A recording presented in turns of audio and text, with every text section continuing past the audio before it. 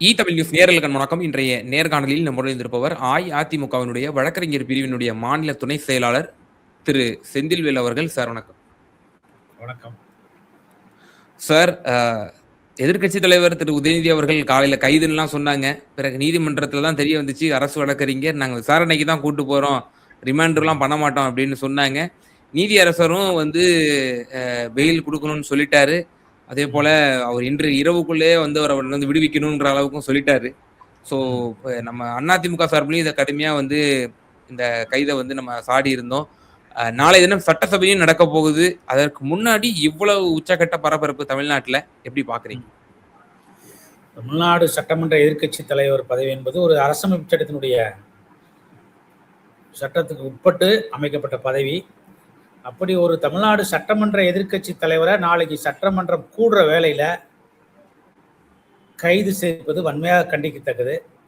ஜனநாயகத்தினுடைய குரல் வலையை நெரிப்பதாகவே அனைத்து இந்திய அண்ணா முன்னேற்ற கழகம் கருதுகிறது. அதே நேரத்திலே மரியாதைக்குரிய சட்டமன்ற எதிர்கட்சியினுடைய தலைவர் மரியாதைக்குரிய திரு உதயநிதி ஸ்டாலின் அவர்கள் ஒரு பொறுப்போடு சட்டமன்ற எதிர்கட்சி தலைவரை போன்று பொது மேடைகளிலே பேச வேண்டும். அவரும் தன்னை பலப்படுத்திக் கொள்ள வேண்டும், தன்னுடைய பரிமாண வளர்ச்சிக்கு ஏற்பட தன்னை மாற்றிக்கொள்ள வேண்டும். ஒரு நாளாந்தர பேச்சாளரை போல பொதுக்கூட்டங்களிலே பேசக்கூடாது. ஏற்கனவே 2016-21 ஆட்சி காலத்திலே 2019 பாராளுமன்ற தேர்தலில் அவர் நிறைய அதிமுகவுடைய பொதுச் செயலாளர் மரியாதைக்குரிய எடப்பாடி பழனிசாமி விமர்சனம் வைத்த போது அதிமுக அவர் மீது வழக்கு பதிவு செய்யவில்லை. நீங்கள் புரிந்து கொள்ள வேண்டும். நாங்கள் அதுக்கு பதிலாக நாங்கள் அவதூறு வழக்கு தொடர்ந்தோம் நீதிமன்றத்திலே. அதுதான் சட்டத்தினுடைய சாராம்சம். ஆனால் இன்றைக்கு இருக்கக்கூடிய இந்த தாவேக அரசு தற்குறித்தனமாக தருதலைத்தனமாக ஒரு சட்டமன்ற எதிர்கட்சி தலைவர் மீது வழக்கு பதிவு செய்து ஏதோ இந்த நாட்டினுடைய தேச துரோகியை போல அவருக்கு ஒரு பட்டம் சூட்டி ஒட்டுமொத்த காவல்துறையும் அந்த நீலாங்கரை பங்களாவிலே குவித்து ஒரு பெரிய பிரளயம் ஏற்படும் தமிழ்நாட்டிலே ஏற்படுத்தி அவரை கைது செய்து இன்றைக்கு தஞ்சைக்கு அழைத்து செல்கிறார்கள். பொதுவாக இப்போ நான் ஒரு வழக்கறிஞர் இப்போ நீதிமன்றத்திற்கு பெற்று பல்வேறு நபர்களையும் காலையிலிருந்து நான் சந்தித்தேன். தமிழ்நாட்டில் அவருடைய ஜீவாதார பிரச்சனை இன்றைக்கு காவிரி பிரச்சனை. இன்றைக்கு இந்த ஜூலை மாதத்துக்கு 40 TMC தண்ணீர் நம்மளுடைய காவிரி ட்ரிபியூனல் ஆர்டர் படி நம்மளுக்கு வரணும். ஆனால் வெறும் 3 TMC தண்ணி தான் இந்த ஜூலையில் வந்திருக்கு. இதையெல்லாம் என்னவென்றே அறியாத மாண்புமிகு முதலமைச்சர், அமைச்சர் பெருமக்கள், சட்டமன்ற உறுப்பினர்கள் இன்றைக்கு தமிழ்நாட்டிலே ஒரு போட்டி நடைபெறுவதாக சொல்கிறார்கள். என்ன போட்டின்னு கேட்பீங்க. அதைத்தான் அவர் தஞ்சை பொதுக்கூட்டத்திலையும் மரியாதைக்குரிய எதிர்கட்சி தலைவர் சூசகமா சொன்னாரு. அதை தொண்டர்கள் அந்த ஒரு பர்டிகுலர் ஒரு நேமை உச்சரிச்சாங்க. பட் அது தப்பு கிடையாது. அதுக்கு அவதூறு வழக்கு தான் போட முடியும். ஆட்சியாளர்கள் தங்களுடைய தருதலைத்தனத்தையும் தற்குறித்தனத்தையும் கைவிட்டு ஆக்கபூர்வமான செயல்களில் அவங்க ஈடுபடணும். தமிழ்நாட்டுக்கு கிடைக்க வேண்டிய தண்ணி கிடைக்கல. 40 TMC தண்ணியில் வெறும் 3 TMC தண்ணி தான் வந்திருக்கு. காவிரி ட்ரிபியூனல்னா என்னன்னே தெரியாத சட்ட அமைச்சர்கள், நீர்வளத்துறை அமைச்சர், காவிரி ஆணையம்னா என்னன்னே தெரியாத நீர்வளத்துறை அமைச்சர், பொதுப்பணித்துறை அமைச்சர்கள் தற்குறித்தனமான செயல்களையும் தருதலைத்தனமான செயல்களையும் கைவிட்டு ஆக்கபூர்வமான செயலில் ஈடுபடணும். இன்றைக்கு தமிழ்நாட்டில் ஜீவாதார பிரச்சனையான காவிரி பிரச்சனைக்கு அனைத்து கட்சிகளும் குரல் கொடுக்கிற வேலையில அதனால தங்களை திருத்திக் கொள்ள வேண்டும். இந்த அமைச்சர்கள் அதிகார போதையில் ஆடக்கூடாது, ஆணவ போக்கில் ஆடக்கூடாது. ஒரு அவதூறு வழக்கு தொடுக்க வேண்டிய வழக்கில் இன்றைக்கு ஆணவத்திமரோடு ஆட்சி அதிகாரத்தை தவறாக பயன்படுத்தி கிட்டத்தட்ட அவர் ஒரே ஒரு வார்த்தை தான் பேசினார். அவர் மீது 9 செக்ஷன்ல வழக்கு பதிவு செஞ்சிருக்காங்க. கிட்டத்தட்ட தமிழ்நாடு பாரதிய BNS என்று சொல்லக்கூடிய பாரதிய நாயக் சங்கீதா ஆக்ட் படி 7 வழக்குகளும், உமன் ஹராஸ்மெண்ட் செக்ஷன் 4 ஒரு வழக்கம், இன்ஃபர்மேஷன் டெக்னாலஜி செக்ஷன் 67 வழக்கம், இப்படி 9 செக்ஷன் ஒரே ஒரு வார்த்தைக்கு பேசினதுக்கு. இது ஒன்லி ஃபிட் கேஸ் ஃபார் அவதூறு வழக்கு, டெஃபமேஷன் கேஸ். ஆனால் இவங்களுக்கு யார் ஒப்பீனியன் கொடுத்தானே தெரியல. இந்த வழக்குல கிரிமினல் கேஸ் போடலாம் அப்படின்னு சொல்லிட்டு. சார், இதுல ஒரு கூடுதல் தெளிவுக்காக அந்த வழக்கிலேயே இன்னொரு பலர் என்ன சுட்டி காட்டுறாங்க அப்படின்னா, போராடியதற்காக பல வழக்குகள் போடப்பட்டிருப்பதாக அதுல குறிப்பிடுறாங்க. அப்போ காவிரி உரிமைக்காக போராடினால் கன்னடர்கள் வேண்டுமானால் நம்ம வந்து நமக்கு எதிராக இருக்கிறார்கள் அப்படின்னு வேணா அவங்க நினைக்கலாம். ஆனா நம்ம தமிழர்கள் நம்ம உரிமையை தான் கேட்கிறோம். அந்த காவிரிக்காக போராடியதற்காகவே இந்த வழக்குகள் போடப்பட்டிருக்கின்றனவாங்கிற ஒரு கோணத்தை நீங்க சொல்றது அவர் நடத்திய போராட்டம் மேகதாது அணையில அணை கட்டக்கூடாது, நமக்கான உரிமை காவிரி நடுவர்மன்ற தீர்ப்பாணையின்படி உள்ள தண்ணியை எங்களுக்கு கொடுக்கணும் தான் போராடினாரு. அங்கே ஒரு சில அரசியல் பேசப்பட்டது, ஒரு சில ஒரு சர்ச்சைக்குரிய பேச்சும் வரும்போது தொண்டர்கள் அந்த பேரை உச்சரிச்சிட்டாங்க. இந்த ஒரே ஒரு பேச்சுக்காக 9 வழக்கு ஒரு மனுஷன் பேச்சு போடுவாங்களா?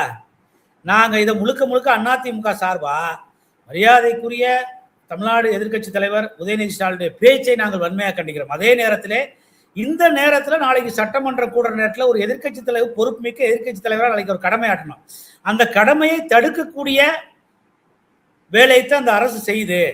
ஒரு ஜனநாயக கடமை ஒரு சட்டமன்ற எதிர்க்கட்சி தலைவரை இந்த அரசு தவறு செய்தால் சட்டமன்ற எதிர்க்கட்சி தலைவர் தான் தட்டி கேட்கக்கூடிய நிலைமையில நம்மளுடைய அரசமைப்பு சட்டம் சொல்லுது.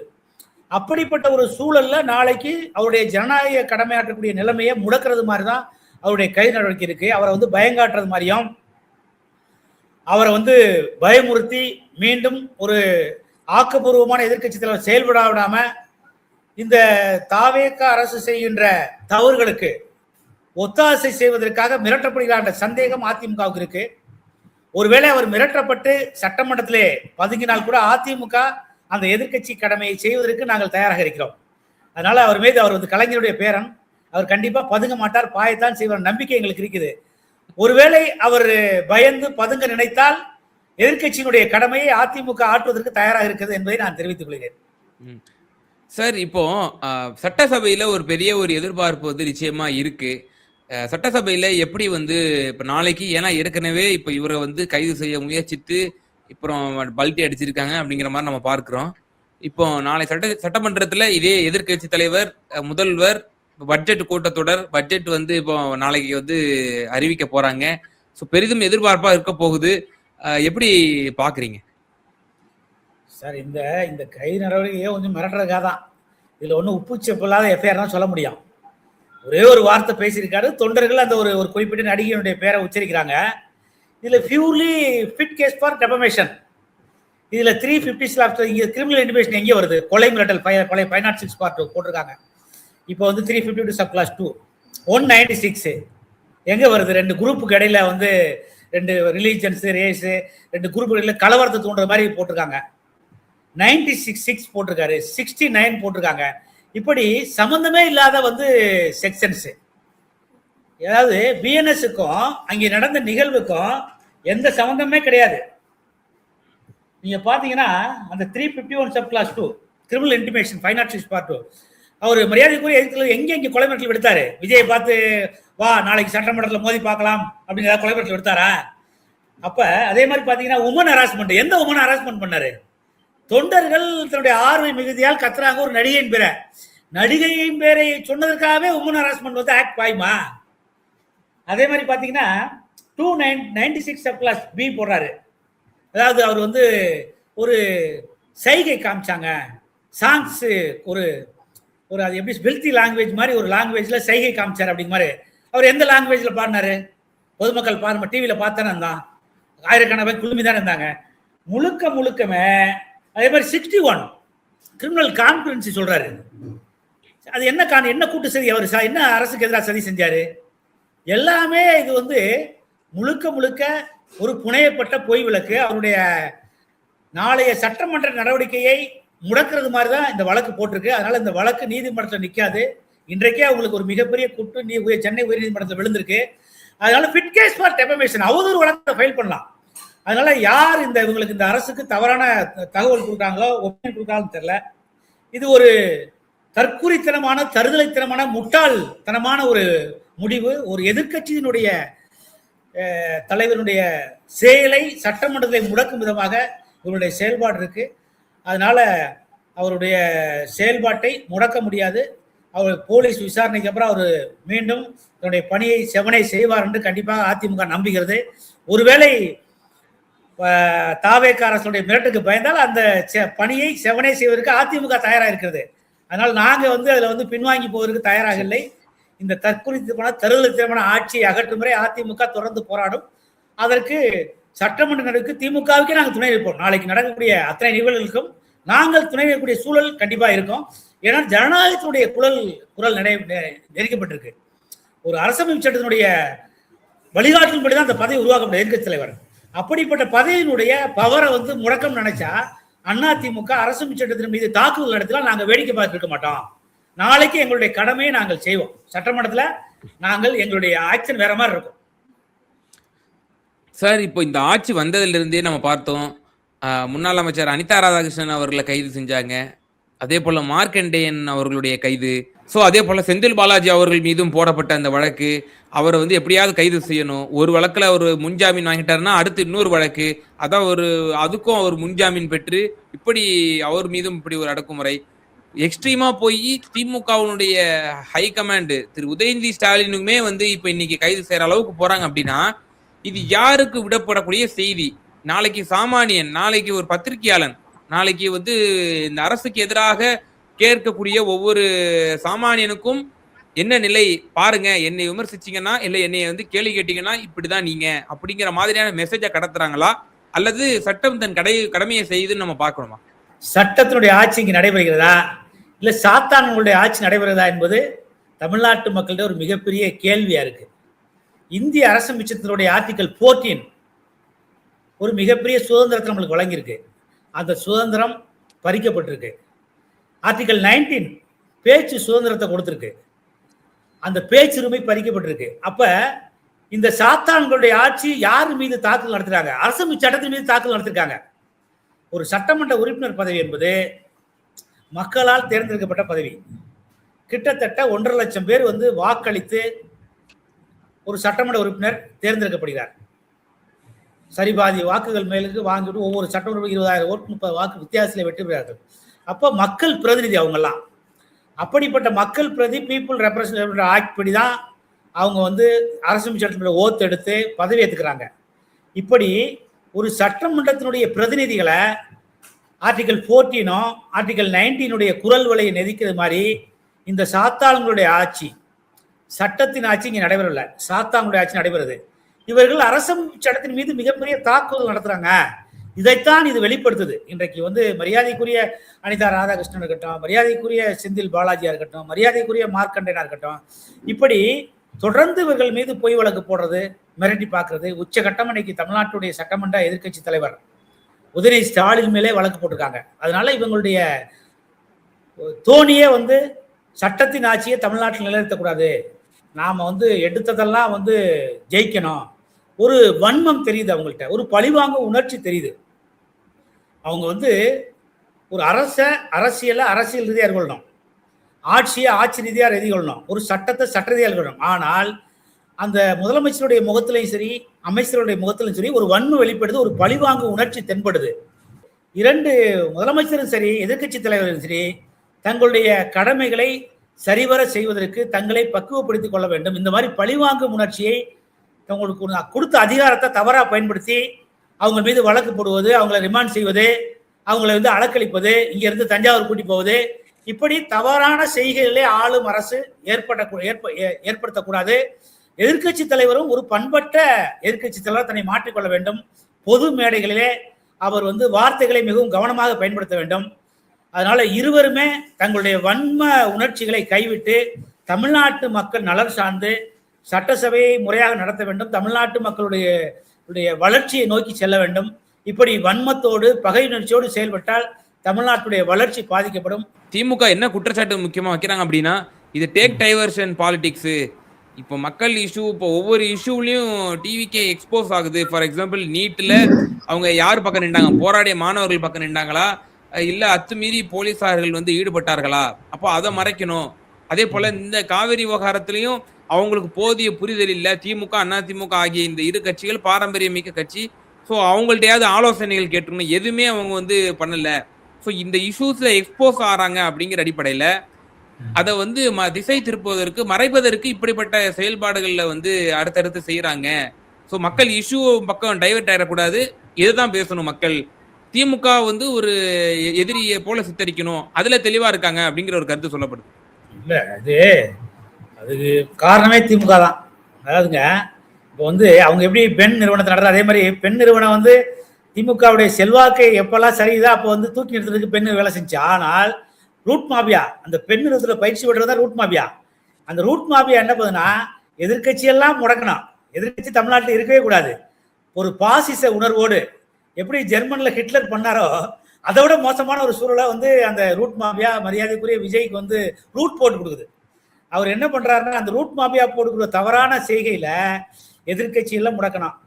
அதற்கு அடுத்தக்கூடிய அதிமுக கட்சியை வந்து பிளவுபடுத்தணும். அதிமுக சட்டமன்ற உறுப்பினர்களை வந்து விலைக்கு வாங்கணும், பர்ச்சேஸ் பண்ணணும். பல கட்சிக்காரங்களை வந்து அங்கே உள்ள இரண்டாம் நிலை தலைவர்கள்லாம் வந்து விலைக்கு வாங்கணும். இப்படி அந்த ரூட் மாபியா ரூட் போட்டு கொடுக்குது அந்த ஆட்சிக்கு. அந்த ஆட்சி நடைபெறணும். அதுக்கு வந்து யாரெல்லாம் திமுகவுடைய கூட்டணி கட்சிகளை பிளவுபடுத்தி கொண்டு அந்த தாவேக அரசோட சேர்ப்பது, இப்படி தொடர்ந்து ஒரு தாக்குதல் தமிழ்நாட்டினுடைய அத்தனை கட்சிகளையும் அனைவரையும் விலை பேசி வாங்கக்கூடிய வேலையை தாவேக அரசு ரூட் மாபியா மூலிய செஞ்சுக்கிட்டு இருக்கு.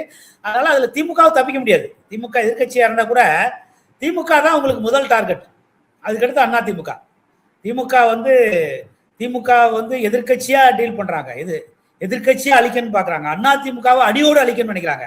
பாசிசத்தை விட ஒரு மோசமான ஒரு வெறியோட செயல்படுறாரு. அதாவது ஒரு மிகப்பெரிய பேரிய அதிமுக வந்து அது வந்து தூந்து போன சக்தின்னு சொல்றாரு. திமுகவை தீய சக்தின்னு சொல்றாரு. மொத்தத்துல அவர் வந்து ஒரு ஹிட்லர் மனப்பான்மையில ஒரு பாசிச வெறி கொடுத்து யாரோ அவரை இயக்குறாங்க. ஒரு சின்ன வார்த்தை கூட மத்திய அரசுக்கு எதிராக பேச மாட்டேங்கிறாரு. அது பாஜக அரசு மத்திய அரசு இருந்தாலும் சரி, அந்த அரசுக்கு எதிராக ஒரு சின்ன வார்த்தை கூட பேசக்கூடாது. கேட்டா எனக்கு வந்து இணக்கமான ஒரு சூழல் இருக்கணும், வரவேற்கிறோம். எப்பவுமே எம்ஜிஆருடைய பாலிடிக்ஸ், புரட்சித்தலைவர் அம்மாவுடைய பாலிடிக்ஸ் எதிர்த்தால் தீவிரமா இருப்பாங்க.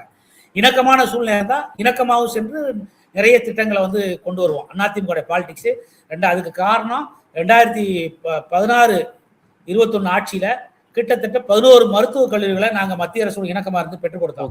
7 சட்டக்கல்லூரிகளை பெற்றுக் கொடுத்தோம். கிட்டத்தட்ட நிறைய கலை அறிவியல் கல்லூரிகளை பெற்றுக் கொடுத்தோம். பாலிடெக்னிக், இந்த மாதிரி நிறைய விஷயங்களை மத்திய அரசோடு இணக்கமாக இருந்து நாங்கள் பெற்றுக் கொடுத்தோம். ஆனால் தாவேக அரசு மத்திய அரசோடு இணக்கமா இருந்து நமக்கு சேர வேண்டிய 40 TMC தண்ணி ஜூன் ஜூலைல உள்ள தண்ணியை கூட பெற்றுக் கொடுக்க முடியல. இவர் மத்திய அரசோட எதுக்காக இணக்கமாக்கார? இவர் வந்து தமிழ்நாட்டு மக்களுக்கு பாடுபடக்கூடிய அதிமுக, திமுக போன்ற கட்சிகள் மீது வன்மமும் பகையினமும் கொண்டு தமிழ்நாட்டுக்கு எதிராக உள்ள கட்சிகளோடு வந்து கூட்டு களவாணித்தனம் பண்ணி தொடர்ந்து தமிழ்நாட்டுக்கு வர வேண்டிய திட்டங்களை இங்கே செயல்படுத்துகிற சூழல் இல்லை. அவர்கள் ஆணையிடுகின்ற சேவகனாக இவர் செயல்படுகிறார். அவர் வந்து வெளியில சொல்ல மாட்டேங்கிறாரு. கொள்கை எதிரின்னு சொல்றாரு பாஜகவை. ஆனால் மத்திய அரசு எதிர்த்து பேசவே மாட்டேங்கிறாரு. அதே மாதிரி பாத்தீங்கன்னா அவருடைய திட்டங்கள் எந்த வாக்குறுதியும் நிறைவேற்றினதா கிடையாது. இன்றைக்கு வந்து பாத்தீங்கன்னா அவர் ஏகப்பட்ட தேர்தல் வாக்குறுதியை சொன்னாரு. இன்னைக்கு வரைக்கும் அந்த வாக்குறுதிகளுக்கு இதெல்லாம் வந்து மறைக்கக்கூடிய ஒரு டைவர்ஷன் பாலிடிக்ஸ். மக்கள் வந்து அவர் மீது மிக கோபமா இருக்காங்க. அதனாலதான் அதை மாற்றுவதற்கு ரூட் மாபியா மூல திட்டம் போட்டு கொடுத்து இந்த மாதிரி எதிர்கட்சி தலைவரை வந்து வழக்கு பதிவு செய்வது, சட்டமன்ற உறுப்பினர் மீது வழக்கு பதிவு செய்வது, அதிமுகவை பிளவுபடுத்துவது, அதிமுக சட்டமன்ற உறுப்பினரை ராஜினாமா செய்வது, இப்படி ஒரு நாடகம் ஆடுகிறார். இப்படி நாடகம் ஆடி தன்னுடைய தவறை மறைப்பதற்கு, தன்னுடைய தேர்தல் வாக்குகளிலிருந்து மக்களுடைய கோபத்திலிருந்து தப்பிப்பதற்கு இப்படி தொடர்ந்து அந்த ரூட் மாபியா என்ற ஒரு மாபியா கும்பல் மூலம் தொடர்ந்து தமிழ்நாட்டிலே தொடர்ந்து அரசியல் அமைப்பு சட்டத்தின் மீது தாக்குதல் நடத்துகிறார். அரசியலமைப்பு சட்டத்தினுடைய 14 அரசியலமைப்பு சட்டத்தினுடைய 19 உரிமை பறிக்கப்படுகிறது. அதனால இது தமிழ்நாட்டு மக்கள் மீது ஒரு மிகப்பெரிய தாக்குதலும் அரசியலமைப்பு சட்டத்தின் மீது தாக்குதலும் நடத்துகிறார்கள். இது வன்மையாக கண்டிக்கத்தக்கது. நிச்சயமா சார், பல்வேறு விவகாரங்கள்ல எங்க நேயர்களுக்கு ரொம்ப தெளிவா உங்களோட கருத்துக்களை பகிர்ந்தீங்க. ரொம்ப நன்றி.